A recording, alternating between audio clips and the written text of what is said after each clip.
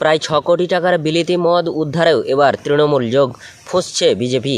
কয়েকদিন আগেই ময়নাগুড়ির রামসাই গ্রাম পঞ্চায়েতের চ্যাংমারি গ্রামের নিরঞ্জন রায়ের বাড়ি থেকে প্রায় 6 কোটি টাকার জাল বিলিতি মদ উদ্ধার হয়েছে।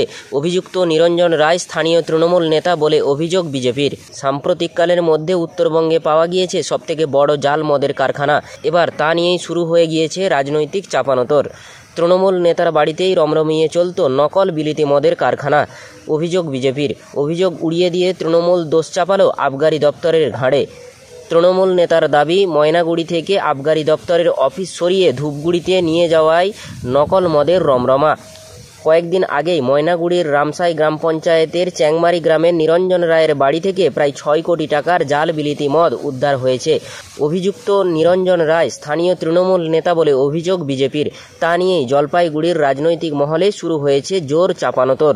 আবগারি দপ্তর সূত্রে জানা গিয়েছে, নিরঞ্জন রায়ের স্ত্রী আইসিডিএস কর্মী। বেশ কয়েক মাস ধরে ওই বাড়িতে রমরমিয়ে চলছিল নকল বিলিতি মদের তৈরির কারখানা। পাশাপাশি ওই কারখানা থেকে বাংলা মদ তৈরি করা হতো বলেও জানতে পেরেছেন আবগারি দপ্তরের আধিকারিকেরা। এখানে জাল মদ তৈরি হচ্ছে সেই খবর কয়েকদিন আগে গোপন সূত্রে আসে আবগারি দপ্তরের কাছে। চলে অভিযান। উদ্ধার হয়েছে 600 কার্টুন বিলিতি মদ।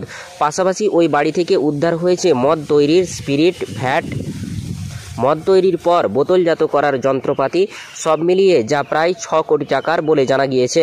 তবে বাড়ির সকলেই পলাতক। বিজেপির জেলা সম্পাদক চঞ্চল সরকার বলেছেন, তৃণমূলের আমলে রাজ্যে মদের রমরমা। একদিকে স্কুল বন্ধ হয়ে যাচ্ছে, অন্যদিকে পাড়ায় পাড়ায় মদের দোকান খুলে যাচ্ছে।